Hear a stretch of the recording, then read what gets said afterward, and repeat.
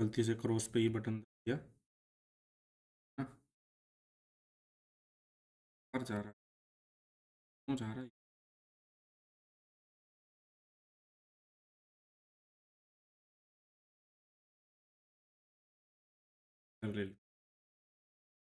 LS ने जब list किया तो हमने जो है देखा कि जिस फोल्डर में हमारा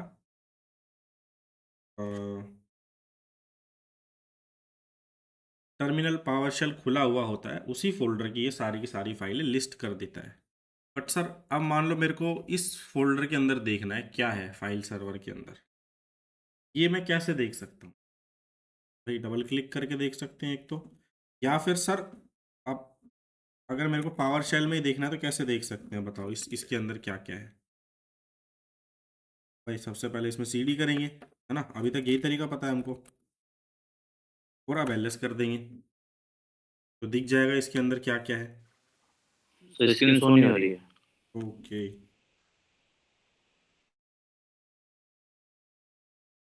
बाकी सबको कैसे समझ में आया फिर? विजिबल है। हाँ सर। तो एलएस जो है डायरेक्टली लिस्ट करता है और हमने देखा कि भाई एलएस उन्हीं चीज़ों को लिस्ट करता है जहाँ पे हम अभी हैं। अगर हम अभी इस फोल्डर के अंदर हैं, एलएस जो है सिर्फ इसी फोल्डर के अंदर की चीज़ें लिस्ट करता है। बट सर मेरा कंसर्न ये है कि मेरे को इस फोल्डर के अंदर देखना है क्या है, तो अभी के लिए मैं कैसे देख सकता हूँ? भाई या तो मैं सीडी करूँगा इसके अंदर पहले, फिर एलएस करूँगा। इसका एक दूसरा भी तरीका है, जैसे हम सीडी कमांड को बताते हैं कि भाई किसके अंदर जाना है, कौन से फोल्डर के अंदर जाना है, इसी तरह से हम एलएस कमांड को भी बता सकते हैं कि किसके अंदर की चीज़ें लिस्ट करनी है। तो बिना उस फोल्डर के अंदर जाए भी हम देख सकते हैं उस फोल्डर के अंदर क्या क्या फाइल्स हैं। अभी अभी मैंने डायरेक्टली एलएस किया है ना, एक बार मैं क्या करता हूँ इसके अंदर सीडी करता हूँ पहले, ठीक है। पीडब्ल्यूडी से मैंने वेरीफाई किया कि मैं इसी फोल्डर के अंदर हूँ, और अब मैं नॉर्मली एलएस करूँगा तो अभी भी वो बता देगा सेम ही फाइल्स हैं, ठीक है। तो मानस हमने बस अभी एक चीज़ देखी है कि एलएस को भी जो है मैं बता सकता हूँ कि भैया इस फोल्डर की सारी फाइल लिस्ट करो, तो वो बिना उसमें सीडी किए हम लिस्ट कर सकते हैं। अब देखो सिंपली हम सबसे पहले एलएस सीडी इसीलिए सीखते हैं क्योंकि जब भी आप कभी भी कंप्यूटर खरीदते हो नया या पहली बार, जो भी चीज़ आप करते हो वो यही करते हो किसी कंप्यूटर में, फाइल्स को खोलना सीखते हो, फोल्डर में कैसे जाया जाए, दिस पीसी में, माई कंप्यूटर में, स्टार्टिंग टाइम से ही, क्योंकि यही सबसे इजी है जो समझ में आता है, डबल क्लिक किया पहुंच गए, है ना। तो सेम चीज़ हमने अभी पावर शेल से सीखी। अब दूसरी चीज़, भाई अगर मैं बोलूँ जयपुर कहाँ पे है, तो हम ओवरऑल आइडिया लगाए तो कि भाई एशिया के अंदर, है ना, इंडिया के अंदर, राजस्थान के अंदर है जयपुर। जयपुर कहाँ पे है? एशिया, इंडिया, राजस्थान और फिर जयपुर, यही है जयपुर की लोकेशन, है ना, ये तो सबको पता है। तो यहाँ पर हमने चीज़ों को सेपरेट किया कि ठीक है भाई, कॉन्टिनेंट सेपरेट कर दिया कोमा लगा के, महाद्वीप, ठीक है भाई। फिर हमने कंट्री को सेपरेट किया कोमा लगा के, फिर इसके अंदर एक और RAJ राजस्थान से कुछ था अपना स्टेट है तो उसको सेपरेट किया कोमा से। हम हमेशा चीज़ों को सेपरेट करके ही लिखते हैं जब हम एक से ज़्यादा चीज़ें इंटीग्रेट करते हैं ना। कोई भी कॉम्प्लिकेटेड चीज़ उठा लो चाहे आप, है ना, फॉर एग्जांपल किसी भी चीज़ का करके किसी भी चीज़ का रास्ता लगा लो आप, है ना। आपने फोल्डर में अगर हमने बोलो कि भाई मैंने अभी एक गाना डाउनलोड किया, तो वो गाना कहाँ पे आएगा भाई? यूजुअली डाउनलोड के अंदर आएगा, सी यूज़र्स स्लैश कुछ भी जो भी अपना होता है। तो हर एक जगह पे जाने का एक रास्ता होता है ना।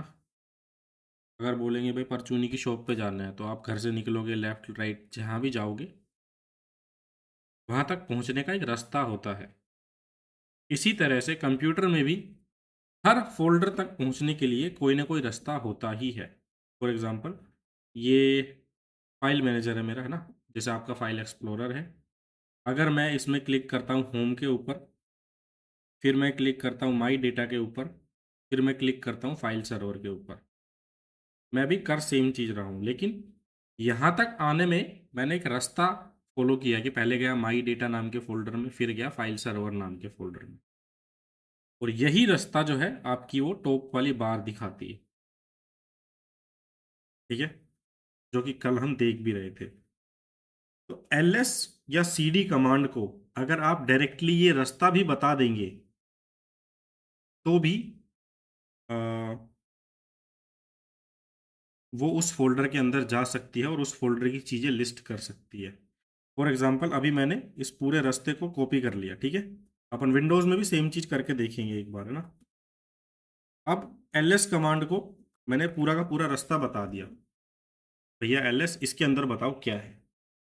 अब डायरेक्टली ls मेरे को बता देगा इसके अंदर ये 6 फाइल्स है और एक फोल्डर है, जो कि हम देख भी सकते हैं, 6 फाइल्स है और एक फोल्डर है ना। तो क्या ये चीज अपन फाइल एक्सप्लोरर से कर सकते हैं, बिना किसी फोल्डर में जाए देख सकते हैं उस फोल्डर के अंदर क्या है। भाई अपन को डबल क्लिक करना ही पड़ेगा ना किसी भी फोल्डर के अंदर अगर हमको देखना है तो एक तो ये रीजन है कि this is a powerful tool. दूसरी हमने पढ़ी थी सीडी कमांड, जो कहीं भी आ जा सकती है ना। कल हमने भी सीखा था भाई ठीक है सर मैं कुछ भी पेस्ट करूंगा, मैं कहीं भी का भी रास्ता बता दूंगा इसको, जिस फोल्डर का रास्ता मैं इसको बता दूंगा उसी रास्ते तक ये मेरे को लेके जाएगी। अभी मैंने इसको रास्ता बता दिया कि भाई यहाँ से जाना है, यहाँ तक जाना है, जैसे ही मैंने एंटर दबाया मैं कहाँ पे आ गया, उसी फोल्डर के अंदर आ गया, ठीक है। तो सीडी को और एलएस को आप कहीं से भी रास्ता बता सकते हैं। यहाँ तक किसी को दिक्कत अभी कि भाई ठीक है अगर हम इसको पूरा रास्ता बताएंगे तो ये डायरेक्टली उस फोल्डर में लेके चली जाती है, और लिस्ट भी करनी है तो पूरा रास्ता बताएंगे तो लिस्ट भी कर देगी, ठीक है, किसी को कोई दिक्कत नहीं है तो गुड है। अब तीसरी चीज यहाँ पे नोटिस करने वाली क्या है,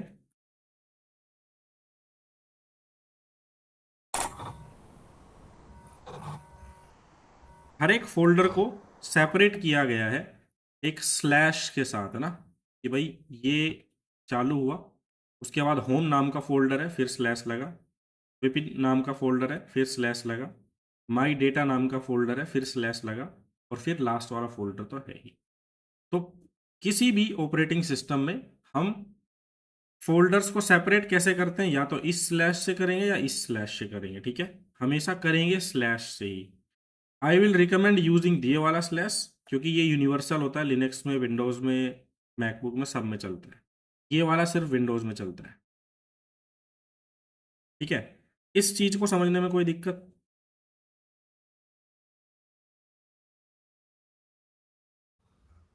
ये तो एक थ्योरी वाली लाइन थी, है ना।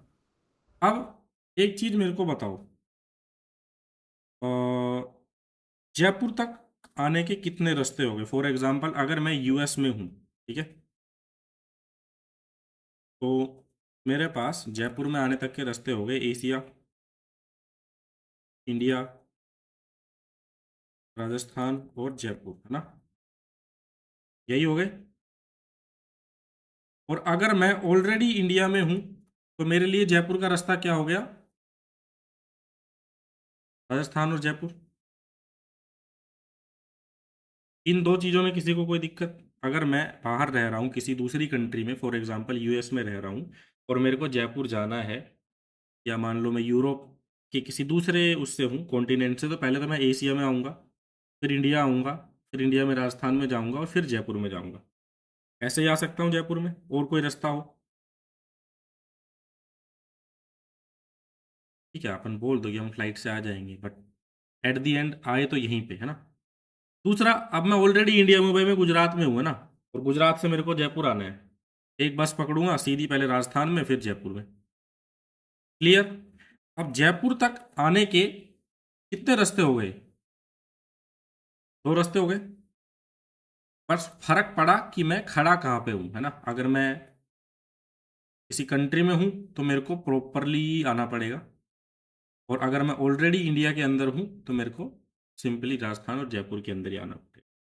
अगर मैं राजस्थान के अंदर ही हूँ, मान लो अलवर जिले में हूँ मैं, है ना, तो मैं डायरेक्टली जयपुर आ जाऊंगा। ये चीज सबको क्लियर कि भाई किसी भी जगह जाने के मल्टीपल तरीके होते हैं, डिपेंड्स कि मैं इस वक्त कहाँ हूँ, वहां से डिपेंड करता है मेरे को कैसे आना पड़ेगा। अलवर से जयपुर आ जाऊंगा डायरेक्ट, दिल्ली से जयपुर आ जाऊंगा, दिल्ली से आऊंगा तो खैर राजस्थान में आना पड़ेगा पहले, फिर जयपुर, है ना। तो इसी तरह से किसी भी फोल्डर के अंदर जाने के भी इसी तरह से मल्टीपल रास्ते होते हैं ना। अभी कोई स्क्रीन शेयर कर सकता है? चलो एक सेकंड के लिए रुकते हैं ना। अब यहाँ पे तो हमने मोटा मोटा हिंदी में पढ़ लिया कि ठीक है सर, अगर मैं दूसरी कंट्री से आऊँगा तो मेरे को पूरा इस तरह से आना पड़ेगा। अगर मैं अपने ही कंट्री में हूँ तो सिर्फ राजस्थान और जयपुर आना पड़ेगा, और अगर मैं ऑलरेडी राजस्थान के किसी स्टेट में हूँ तो डायरेक्टली मैं जयपुर आ जाऊँगा वहाँ। तो ये जो रास्ता हो गया जो कि यूनिवर्सल है, कि पूरी दुनिया में चाहे आप कहीं भी हो, अगर आपने ये याद कर लिया तो आप कभी भटक नहीं सकते, है ना। अगर मान लो चाहे मैं इंडिया के अंदर ही हूँ और मेरे को ये रास्ता पता है कि भाई एशिया, इंडिया, राजस्थान, जयपुर, तो मैं पता लगा सकता हूँ कि कैसे पहुँचना है जयपुर। अगर मान लो मैं अलवर में हूँ और मैंने ये रास्ता याद रख लिया, यूनिवर्सल वाला, अच्छा एशिया, इंडिया, राजस्थान, राजस्थान में तो मैं ऑलरेडी हूँ, सीधा मेरे को सिर्फ जयपुर ही जाना है। तो इस रास्ते को बोलते हैं हम एब्सोल्यूट रास्ता, एब्सोल्यूट पाथ। कौन सा पाथ बोलते हैं?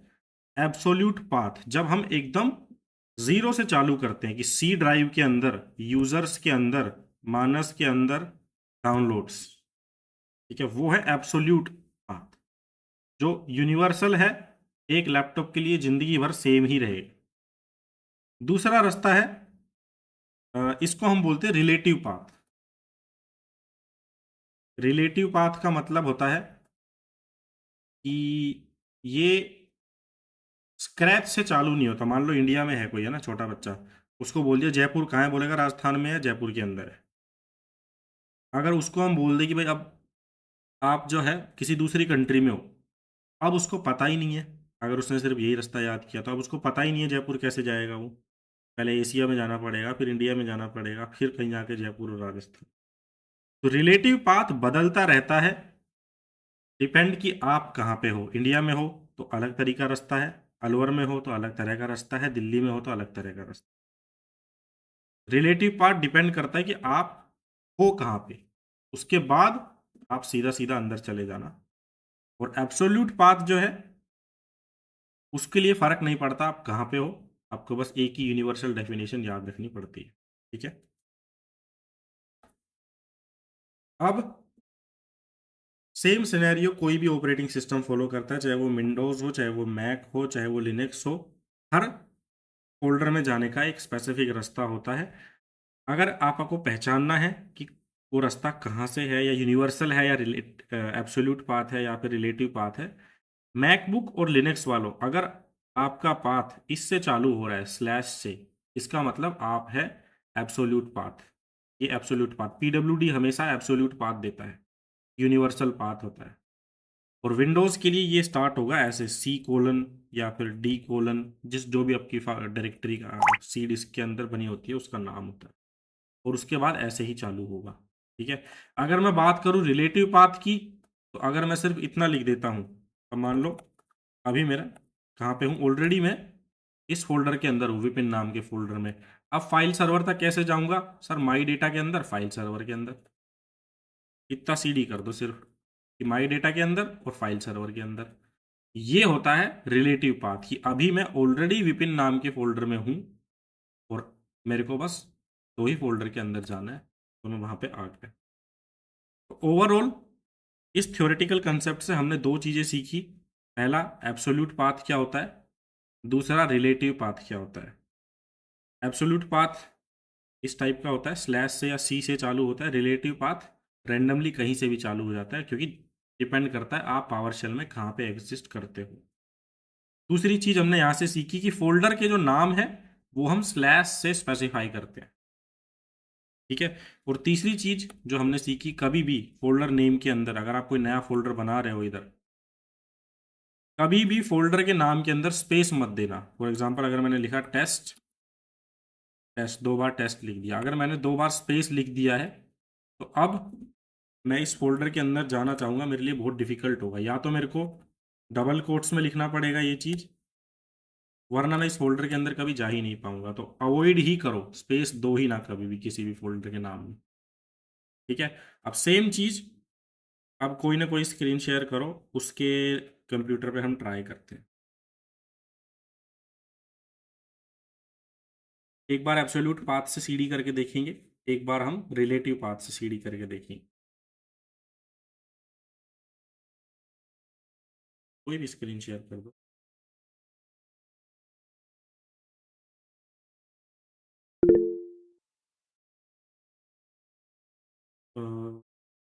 ठीक है, विराट कर दो।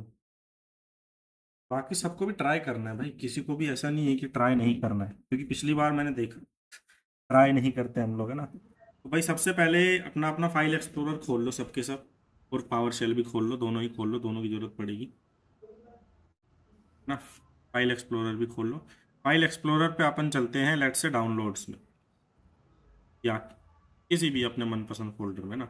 यहाँ पे एक फोल्डर बनाओ, राइट क्लिक करके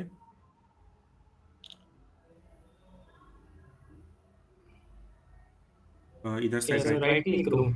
यहाँ इधर आ जाओ मेन साइड में, यहाँ से फाइल खोलते हैं,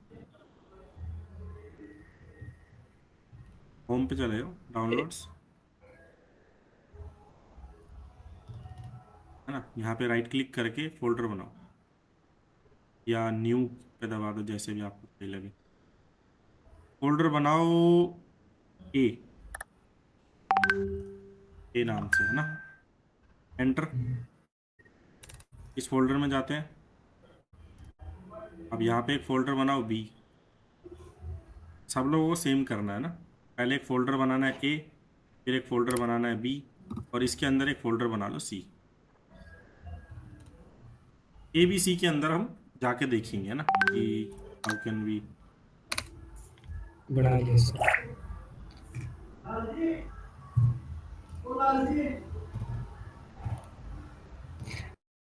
ठीक है, चलो।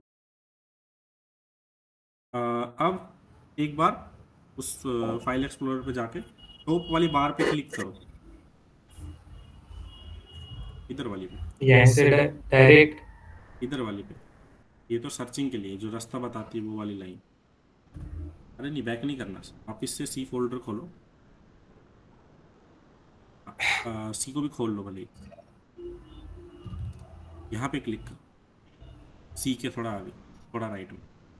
रोहित, अपन पढ़ रहे हैं एल एस सी डी और पी डब्ल्यू डी, है ना। और अभी हमने एक फोल्डर बनाया है ए, उसके अंदर बी, उसके अंदर सी, डाउनलोड्स में जाके अपन सेव करते हैं। अभी अगर लैपटॉप नहीं है तो फिर अगेन नहीं समझ में आएगी। इसको कॉपी कर लो, कर दिया। पावर शेल में चलते हैं। यहाँ पे सी डी देखो, फोल्डर चेंज करने की कमांड कौन सी थी? सीडी। स्पेस, स्पेस हमेशा रखते हैं क्योंकि पहले बतानी पड़ती है कमांड कौन सी है, और उसके बाद रास्ता। हाँ, एंटर करो। आ गए हम उस फोल्डर के अंदर, सीधा आ गए ना। पहले ऐसे नहीं करना पड़ा, C D A, C D B, C D C, है ना, ऐसे नहीं करना पड़ा हमको। पी डब्ल्यू डी करके वेरीफाई करो। ठीक है, आ गए ना हम उस फोल्डर के अंदर डायरेक्टली। हाँ सर। अब वापस चलो, कॉपी तो हो ही रखा है एक्चुअली, कॉपी तो हो ही रखा है। वापस से पावर शेल में चलो, यहाँ पे लिखो सी डी स्पेस,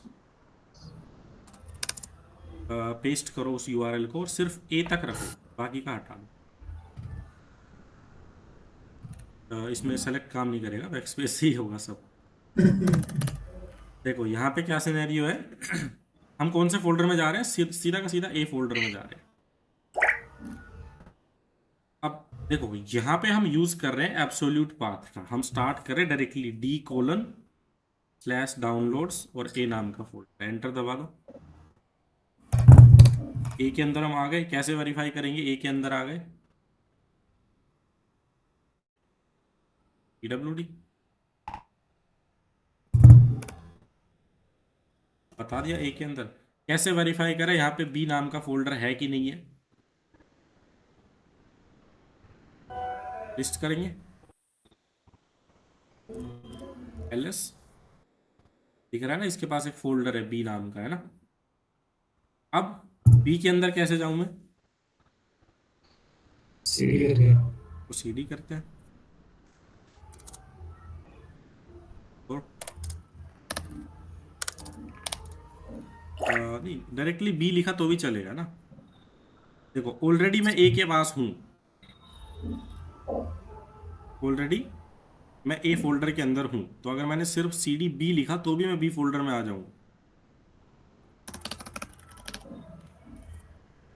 फिर एंटर। एंटर करो, आ गया बी के अंदर। तो जो हमने पहले किया था d:/डाउनलोड/a, वो हमारा होता है एब्सोल्यूट पाथ, और ये हमारा रिलेटिव पाथ। इन शॉर्ट देखो, उस टाइम मैं ऑलरेडी कहीं और था, सी के अंदर था, यूजर्स के अंदर था, डेल नाम के फोल्डर के अंदर था। अब मेरे को डी नाम की डायरेक्टरी में आना था, तो मैंने उसको बोला डी के अंदर आओ, फिर डाउनलोड्स में जाओ, फिर ए के अंदर आओ। इस मेक में सर एबीसी डाउनलोड इसको कॉपी कैसे करें सर डायरेक्टरी को? और जो स्टार्टिंग में किया था वो वाला। सी के अंदर आ गया मैं। अच्छा, सी के अंदर आ गए। हाँ सी के अंदर ही हूँ मैं, फाइल एक्सप्लोरर में या पावर शेल में? फाइल एक्सप्लोरर में। फाइल एक्सप्लोरर पे जाना विराट। इसकी जो टॉप लाइन है ना, जहाँ पे क्लिक मत करना, यहाँ पे दोबारा छोड़ बताओ। दिया, डाउनलोड्स ए बी सी, और ये जो ऊपर पाथ दिखाता है, मैक के अंदर भी दिखाता है मेरे फाइल। नहीं आ रही है, मेरे शो नहीं हो रहा है। राइट क्लिक करके देखना, कुछ ऑप्शन आ रहा है तो नीचे नीचे राइट क्लिक करना है, फाइल एक्सप्लोरर, यहाँ पे राइट क्लिक करना, कुछ कॉपी पाथ या ऐसा कुछ आ रहा हो। इसमें आ रहा है सर मेरे get in for you use group sort by new folder so view get sir info ये कर आ लो, रहा है। हाँ उसमें आया पाथ। उसमें चलो स्क्रीन शेयर करके देख लेंगे, बट उसमें भी यहाँ नहीं तक आया। ठीक है। उसको देखते हैं अभी अपन। विराट अपना अपना देखते हैं एक बार, है ना। टर्मिनल पे चलते हैं वापस से। तो अभी हमको दो तरीके पता है विराट सी में आने के। एक तो मैं डायरेक्टली बता दूं, है ना। हाँ। दूसरा मैं क्या करूं, इस तरह से रिलेटिव पाथ बताऊं कि अगर मान लो ऑलरेडी मैं ए के अंदर हूं, तो या तो बी के अंदर ऐसे आऊंगा, या जो अच्छा। भी आपको तरीका लगे सही, वो आप यूज कर सकते हो फोल्डर्स में आने जाने के लिए। अब यहाँ पे एक चीज और अपन ट्राई करते हैं, वो क्या है कि सर अब मैं बी के अंदर हूं, मैं ए के अंदर कैसे जाऊंगा वापस से? हर बार थोड़े ना कॉपी करके लाऊंगा बात में, है ना। हाँ तो सर। अगर आप cd कमांड को बताते हो, डॉट डॉट लिखो, cd स्पेस डॉट डॉट, दो बार डॉट लगा। डॉट डॉट का मतलब होता है एक फोल्डर पीछे। अब cd अपने आप देखता है कि इससे पीछे वाला फोल्डर कौन सा है, और वो उसके अंदर चला जाता है। एंटर दबाओ। पहले हम बी में थे, फिर से अपने आप ए में आ गया। एक बार और दबाओ, cd डॉट डॉट, अब ए में अंदर है ऑलरेडी हम। अब हम वापस से डाउनलोड्स के अंदर आ जाएंगे। फिर से करो cd डॉट डॉट, अब हम डी के अंदर आ जाएंगे डायरेक्टली, ठीक है। अब मान लो मेरे को सी में जाना है, तो क्या करूंगा, cd space capital C colon, C S हो गया, और माउस यहाँ पे काम नहीं कर, cd space capital C colon.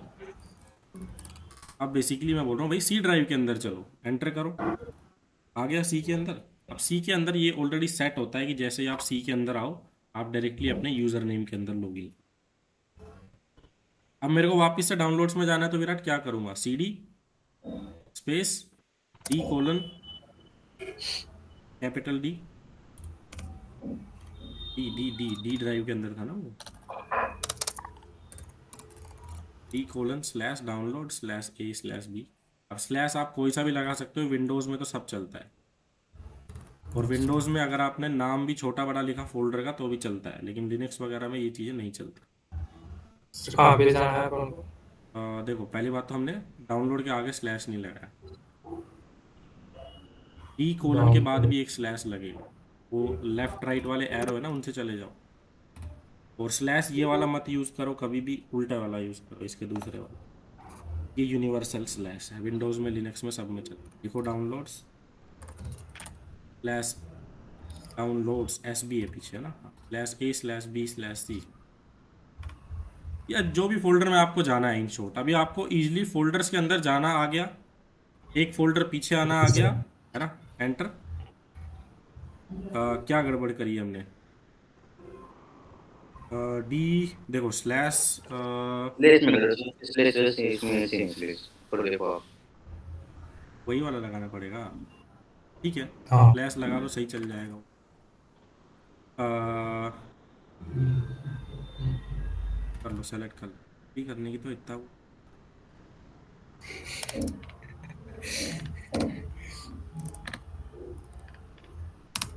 C D लिख के एंटर दबाना, सिर्फ सी डी लिख के, यहीं से। हाँ सिर्फ सी डी लिख के एंटर दबाओ, ठीक है। यहाँ पे कुछ नहीं होता, मैक में होता है, चलेगा। तो अभी कोई क्वेश्चन, विराट फोल्डर में कैसे जाना है, इजीली आ गया। हाँ सर। फोल्डर को लिस्ट कराना आ गया, जी सर। एक फोल्डर पीछे जाना भी आ गया, राइट। डॉट डॉट करना है सिर्फ, है ना। चलो माजिद आप शेयर करो स्क्रीन अभी। बाकी किसका नहीं हुआ बताना, आराम से स्क्रीन शेयर करेंगे, यहीं पे ख़त्म करेंगे ना। रोहित भाई, अपन ने अभी तक एल एस सी डी और पी डब्ल्यू डी ही स्टार्ट किया है। आप डेफिनेटली लैपटॉप या कंप्यूटर जो भी है उससे ज्वाइन करना और अपन करेंगे कनेक्ट। हाँ माजिद।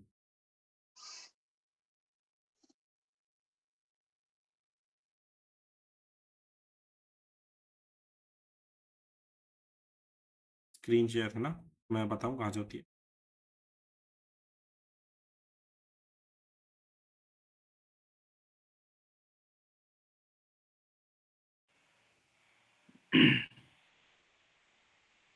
अपन को पता है ना माजिद, स्क्रीन शेयर वाला ऑप्शन। हाँ सर, शेयर स्क्रीन में सर ऑप्शन नहीं आ रहा है शेयर का सर। ऊपर शेयर स्क्रीन पे sir chrome tab window entire screen आ रहा है ऊपर। एंटायर चूज स्क्रीन पे वन। क्लिक करो। हाँ, एंटायर स्क्रीन अच्छा है मेरी। हाँ ठीक है। है अभी। Google sir, Google Chrome might not have screen recording permission on your computer too. हाँ इग्नोर मारो। एंटायर स्क्रीन पे करने के बाद नहीं आया कुछ भी, नहीं आया सर, शेयर नहीं आया। बीच में एक बॉक्स सा आ रहा होगा, उस पर क्लिक करना। अभी कर दिया सर उसको। शेयर का फिर भी बटन नहीं हुआ। हाईलाइट नहीं हो रहा। नहीं हुआ सर, इसमें शेयर का तो हो गया बटन, जैसे एंटायर स्क्रीन मेरी स्क्रीन आ रही है कंप्यूटर की, हाँ हाँ लैपटॉप की। हाँ, उसी पे क्लिक करना है। बॉक्स पे क्लिक फिर शेयर कर रहा हूँ तो फिर ये भी ऑप्शन आ रहा है, can't share your screen, Google Chrome might not even have screen recording permission on your computer. Go to system preference for more help to go to issue presenting. यही मैक में अलाउ मैंने करना देखी पड़ेगा। नहीं है। कैसे कैसे करते हैं इसमें से परमिशन मांग। क्रोम के लिए अलाउड करनी पड़ेगी।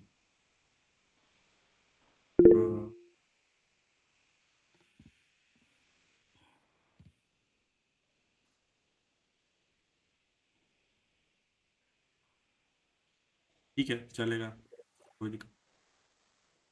How to allow Chrome share in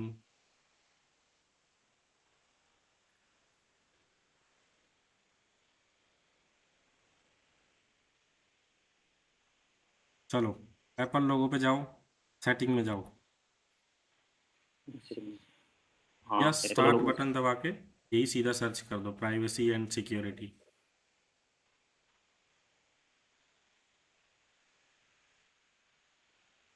Apple लोगो पे गया तो उसके बाद में क्या है? सेटिंग्स। System setting. हाँ सिस्टम प्रेफरेंस है इसके अंदर। सिस्टम सेटिंग नहीं है, नहीं आ रहा सर वो। कोई नहीं, सिस्टम सेटिंग उस पर कर दो, प्रेफरेंस पे privacy and security.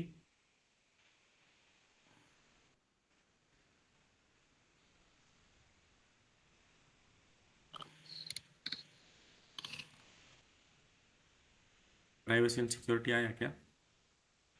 Privacy setting आ रहा है सर। हाँ उस पर क्लिक करो। हाँ अनलॉक का ऑप्शन आ रहा होगा, कुछ लॉक अनलॉक ऐसा कुछ आ रहा है।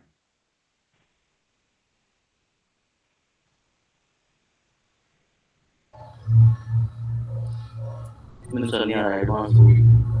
सिस्टम खुल रहे हैं सारे, लोकेशन सर्विस, कॉन्टैक्ट कैलेंडर उसमें वो दिखा रहे हैं। स्क्रीन रिकॉर्डिंग जैसा कुछ आ रहा हो।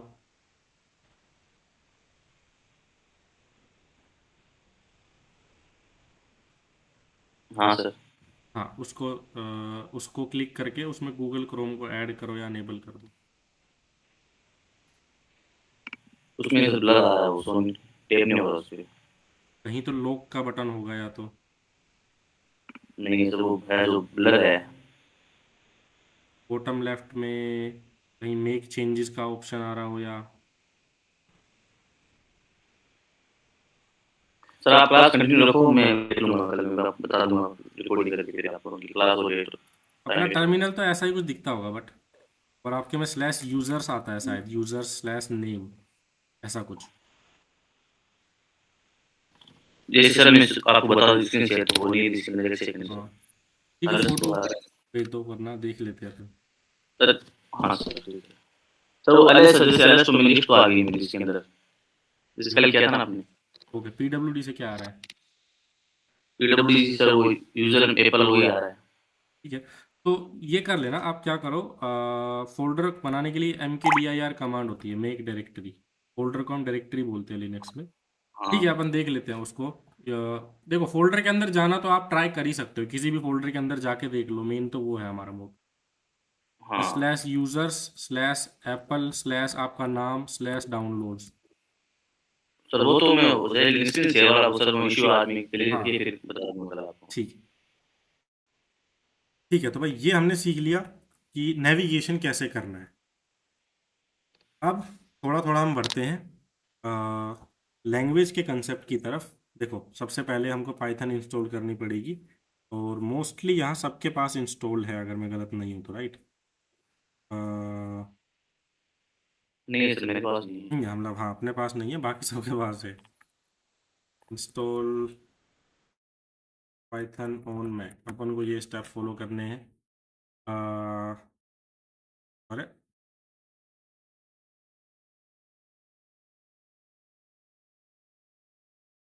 करंट पाइथन वर्जन,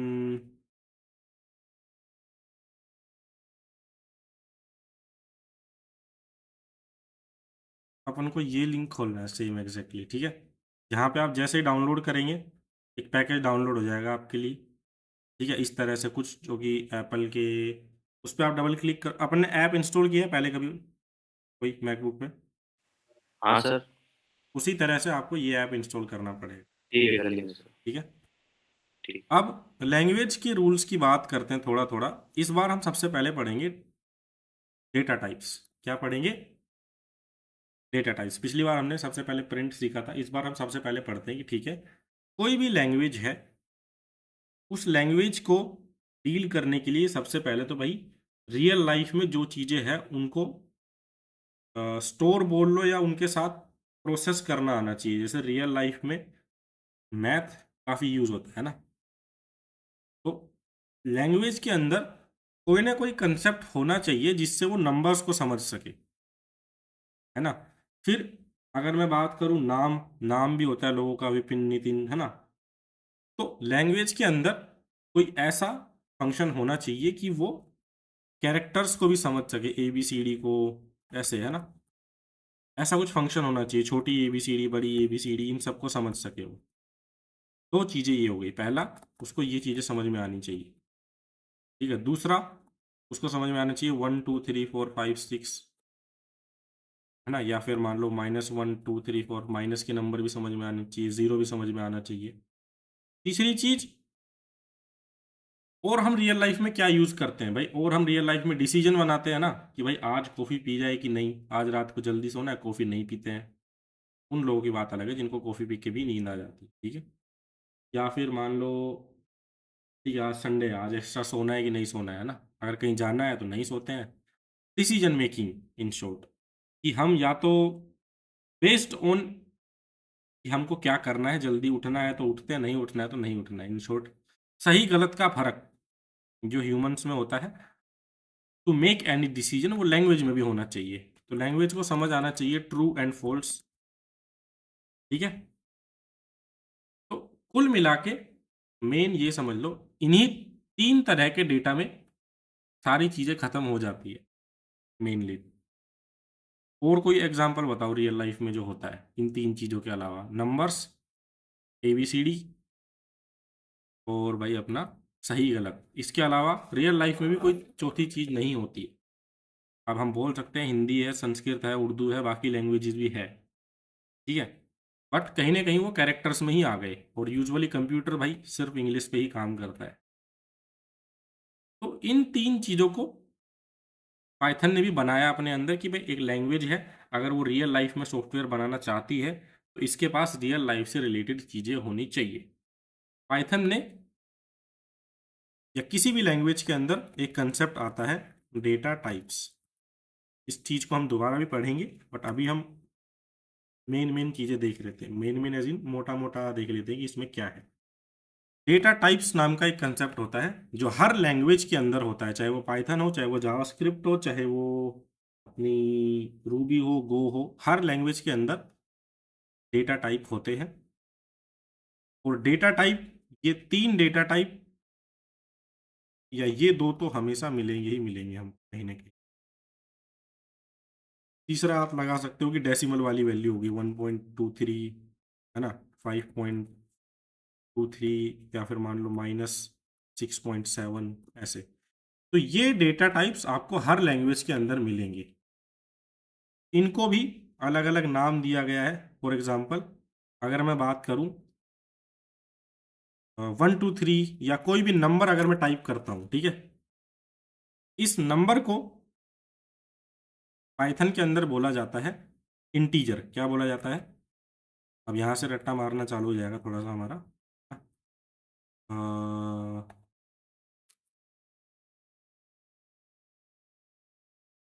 किसी भी नॉन डेसिमल नंबर को क्या बुलाते हैं हम? इंटीजर बुलाते हैं, ठीक है, यहां तक कोई दिक्कत? Integer, non decimal number. वहीं पे अगर मैं कोई भी डेसिमल वाला नंबर लेता हूं, फॉर एग्जांपल 37.56, है ना, या फिर माइनस का कोई डेसिमल वाला नंबर लेता हूं -78.90 या 00, इन डेसिमल वाले नंबर्स को हम बोलते हैं फ्लोट। क्या बोलते हैं? फ्लोट, यानी कि स्विमिंग करते रहते हैं, इस टाइप से समझ लो। इसका अगर मैं डॉक्यूमेंट देता हूँ,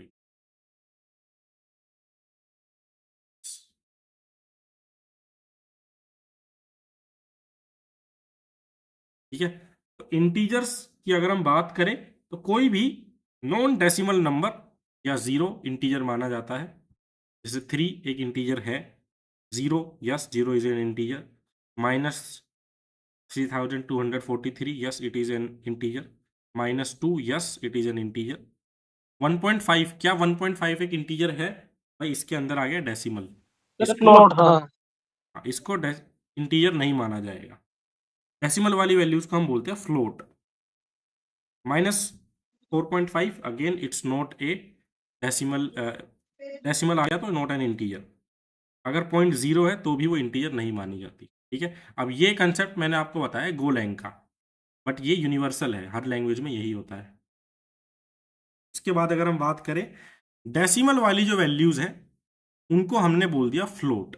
अब 1.0 है वो फ्लोट में माना जाएगा, माइनस का 453.6 है वो फ्लोट में माना जाएगा, 0.0 भी फ्लोट माना जाएगा, 34.5 भी फ्लोट माना जाएगा। लेकिन अगर मैं बोलूँ सिर्फ 43 तो ये फ्लोट नहीं माना जाएगा, ये क्या माना जाएगा? इंटीजर माना जाएगा।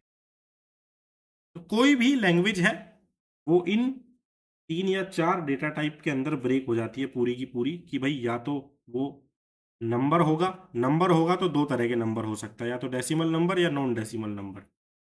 डेसिमल नंबर हुआ तो फ्लोट है, नॉन डेसिमल नंबर हुआ तो इंटीजर है, ठीक है। उसके बाद बारी आई एक अलग डेटा टाइप की जिसको हमने बोल दिया स्ट्रिंग। स्ट्रिंग का मतलब होता है कि आपने डबल कोट्स या सिंगल कोट्स में आपने कुछ भी लिख दिया। What I mean by that is, अगर आपने ये कोट्स लगा के इसके अंदर लिख दिया विपिन कुमार, है ना, या आपने लिख दिया रोहित, है ना, या आपने लिख दिया माजिद, कुछ भी आपने लिख दिया डबल कोट्स के अंदर, वो माना जाएगा स्ट्रिंग। अगर मैं डबल कोट्स में 1 2 3 4 भी लिख दूंगा तो वो भी क्या माना जाएगा, एक स्ट्रिंग माना जाएगा। ठीक है, स्ट्रिंग आइडेंटिफिकेशन में कोई दिक्कत कि भाई डबल कोट्स में लिख दिया तो वो हो गया स्ट्रिंग। ठीक है, ट्रू फॉल्स वाले को अभी स्किप करते हैं, अभी काम का नहीं है ये। मेनली ये 3 ही डेटा टाइप है जो अभी हमारे काम आने वाले हैं कि भाई डेसिमल, सॉरी नॉन डेसिमल वाले इंटीजर, डेसिमल वाले फ्लोट, डेसिमल लग गया तो फ्लोट है भले ही माइनस हो या प्लस हो, और तीसरा हमने पढ़ा डबल कोट्स के अंदर। डबल कोट्स के अंदर कुछ भी लिख दिया that will be considered as a string. तो ये Integer. हाँ स्ट्रिंग, डबल कोट्स में कुछ भी लिखा तो स्ट्रिंग। अगर मैं यहाँ लिखता हूँ 89.78 तो ये क्या है, किस टाइप का डेटा हम इसको बोल सकते हैं? Integer. इंटीजर कैसे हो गया, डबल कोट्स लगे हुए हैं उसके। String type है। String. String. हाँ डबल कोट्स लगे हुए हैं तो ये एक स्ट्रिंग होगा। ठीक है, और अगर मैं बोलूँ ये, फ्लोट ऐसे ही है। अब वो फ्लोट माना जाएगा Float. क्योंकि इसमें भैया डेसिमल लगी हुई है। ठीक है, तो इन डेटा टाइप्स के ऊपर ही पूरी लैंग्वेज बनी होती है, बाद में इन्हीं को कस्टमाइज करके और बहुत सारे डेटा टाइप्स बना दिए जाते हैं। इस बार हमने सबसे पहले डेटा टाइप पढ़ा, डेटा टाइप सबको समझ में आ गया, इंटीजर क्या है, फ्लोट क्या है ना। अब बारी आई, ठीक है सर, लैंग्वेज ने डेटा टाइप भी बना दिए, ठीक है, रियल लाइफ में डेटा को वो हैंडल करना भी सीख गई पाइथन की। ठीक है भाई, इंटीजर से ऐसे ऐसे ऐसे डील कर लेंगे हम, बहुत हैवी सॉफ्टवेयर बना देंगे, पूरा शेयर मार्केट चला देंगे। बट बात अब क्या आई कि भाई पूरा मार्केट भी आप चला रहे हो, कोई भी मैं वेबसाइट खोलूँ है ना, कोई भी कुछ भी खोलूँ, मैं गूगल भी अगर खोल रहा हूँ तो सबसे पहले जो है हमको डेटा दिखता है कि अच्छा ये बार है, यहाँ कुछ करना है ना। कुछ भी मैं कोई भी वेबसाइट में खोलूँ तो सबसे पहले वो वेबसाइट या सॉफ्टवेयर हमको दिखाता है कि अच्छा आपको ऐसे ऐसे कुछ करना है, वरना तो वे सामने वाले को समझ में नहीं आएगा। अगर मैं मान लो ये पावर शेल के जैसे देख लो, पावर शेल खुलते ही ये काली स्क्रीन आ जाती है, किसी के में ब्लू आती है। अब यहाँ पता ही नहीं है किसी को क्या करना है, जब तक कोई टेक्निकल बंदा नहीं होता है ना। पावर शेल यही है, खुलते ही ये कर्सर ब्लिंक करने लग जाता है और कुछ पता ही नहीं है इसमें करना क्या है। ऐसे सॉफ्टवेयर हमेशा फ्लॉप हो जाते हैं। ठीक है, इसलिए पावर शेल कभी कोई यूज़ नहीं करता अनटिल अनलेस हम कुछ बना रहे हैं, टेक्निकल बंदे। नॉर्मल यूज़र कभी कभी पता भी नहीं होता नॉर्मल यूज़र को कि पावर शेल जैसी चीज़ भी पड़ी होती है विंडोज़। ऐसे सॉफ्टवेयर्स जो है वो कभी भी अच्छे सॉफ्टवेयर नहीं माने जाते, जो रैंडमली एक काली स्क्रीन लोगों को दे देते हैं, ठीक है भाई करे जाओ इसमें जो तुमको करना है ना। तो हमेशा एक अच्छा सॉफ्टवेयर होगा जो पहले आपको चीज़ें बताएगा, अच्छा भाई अब यहाँ क्लिक करो, अब यहाँ करो, अब यहाँ करो। फॉर एग्जांपल अगर मैं प्राइवेट विंडो में खोलता हूँ व्हाट्सएप है ना, सब व्हाट्सएप यूज़ करते हैं। अब देखो ये एप्लीकेशन देखो कितना बढ़िया है, ये सीधा सीधा बोल रहा है भैया अपने मोबाइल के अंदर व्हाट्सएप खोलो। अगर एंड्रॉयड में हो तो यहाँ दबाओ, आईफोन में हो तो यहाँ बैठ इस सेटिंग के सिंबल पे दबाओ है ना। फिर आप टैप करो लिंक डिवाइस के ऊपर और फिर आप क्यूआर कोड स्कैन करो और क्यूआर कोड भी दिखा रहा है। तो एक अच्छा सॉफ्टवेयर ऐसा होता है जो चीज़ें इस तरह से दिखाए। भाई अगर पावर शेल वाले भी यहाँ बोल देते कि हेल्प टाइप कर दो, आपको समझना है तो क्या है ये चीज़, तो कुछ बिगड़ जाता है इनका। लोगों को समझ में आ जाता है कि this is a shell commands जो बनी बनाई होती है, और भाई मतलब ठीक है, बात की चीज़ है। कुल मिला के एक अच्छा सॉफ्टवेयर पहले यूज़र को चीज़ें दिखाता है। फॉर एग्जांपल अगर मैं बात करूँ कि भाई अगर मैं शॉपिंग भी करने जा रहा हूँ किसी मार्ट वगैरह में, तो बिलिंग के लिए भी वो दिखाता है, अच्छा ये प्रोडक्ट ऐड हो गया। या फिर भाई अगर मैं सेल्फ ऑर्डर दे रहा हूँ डोमिनोज पे या बर्गर किंग वगैरह पे, तो वो भी दिखाता है स्क्रीन पे, भाई ये बर्गर खाओगे या ये बर्गर खाओगे है ना। कॉफ़ी मशीन पे भी दिखाता है कि दूध वाली कॉफ़ी चाहिए कि अ, बिना दूध वाली कैपेचिनो वगैरह चाहिए। तो कुल मिला के भाई अब हमको लैंग्वेज के वो रूल्स देखने हैं जो हमको डेटा दिखा सके यूज़र को। ठीक है, यहाँ तक एग्जांपल लेने का कंसर्न वो था कि हमको अब पाइथन के वो फंक्शंस सीखने हैं जो डेटा डिस्प्ले कराने का काम करते हैं। जैसे ही हम पाइथन इंस्टॉल करेंगे और अपने पावर शेल में जाएंगे और यहाँ टाइप करेंगे पाइथन, ऑटोमेटिकली एक इस तरह का सॉफ्टवेयर खुल जाता है हमारे पास। विंडोज़ वालों के में ऑलरेडी चल रहा होगा ये, ऑलमोस्ट सबके पास इंस्टॉल है। विजय का मुझको आइडिया नहीं है, विजय अपने पास है पाइथन इंस्टॉल्ड?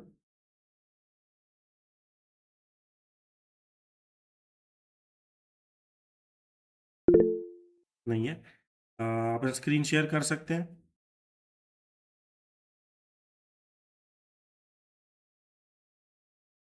आज इंस्टॉल कर सकते हैं, ये पूछना चाह रहा हूँ। मोबाइल से हो भाई, मोबाइल से कैसे प्रैक्टिस होगी? ठीक है, तो जब भी इंस्टॉल कर लो आप, है ना, सेम देखो, सेम ही यूआरएल है डाउनलोड करने का पाइथन।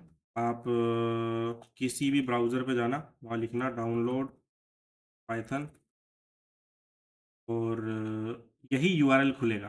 ठीक है, अब ये ऑटोमेटिकली चेंज हो जाता है। लिनक्स के लिए लिनक्स वालों का दिखता है ना, विंडोज़ वालों को .exe फाइल दिखेगी, और मैक वालों को मैक के एक्सटेंशन की जो फाइल होती है वो वाली दिखेगी। ठीक है, इसी बटन पे क्लिक करना है सब।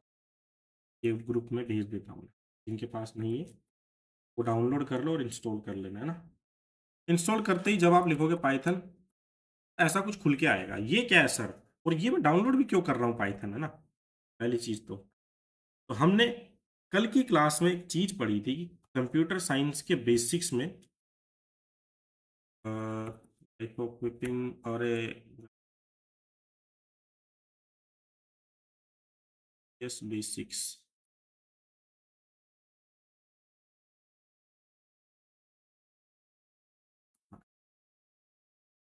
हमने एक चीज़ पढ़ी थी कि सर लैंग्वेज हमने पढ़ना चालू कर दिया भाई। हमने बेसिक सीख लिया, हार्डवेयर सॉफ्टवेयर, है ना, फिर हमने एक एप्लीकेशन सॉफ्टवेयर पढ़ लिए थे, फिर हमने बेसिक पावर शेल चलाना सीख लिया, LSCD PWD।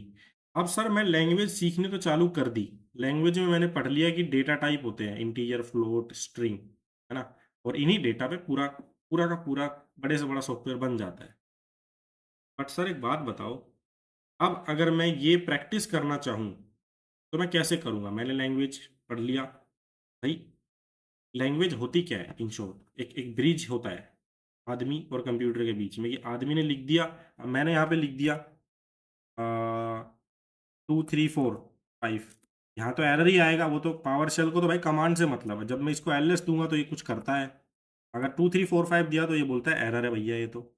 सर मैं ये पाइथन का कोड कैसे चेक करूँ सही है कि गलत है?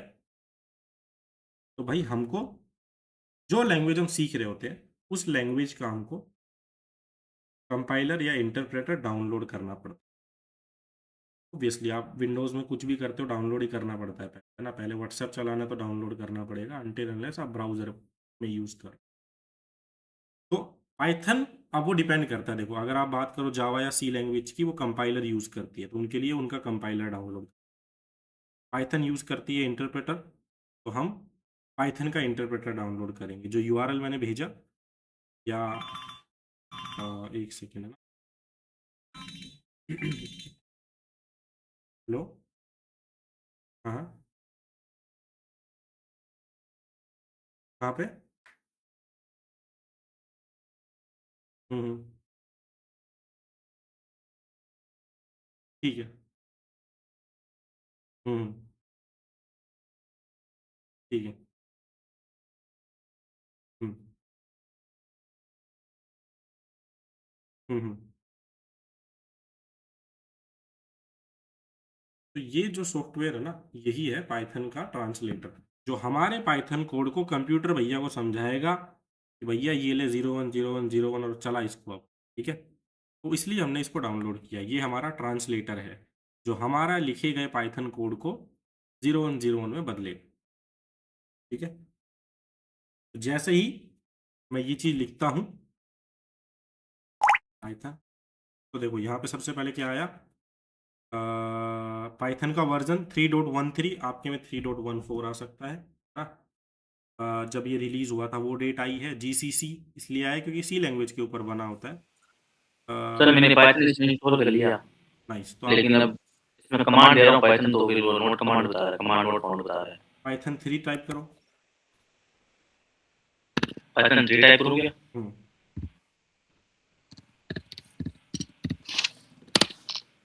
हाँ सर, आ गया। ना पाइथन तो वो डिपेंड, देखो पहले पाइथन पुराने वर्जन थे वो सिर्फ पाइथन लिखने से चल जाते थे, अभी नए वर्जन है तो पाइथन 3 लिखने से चल जाते हैं।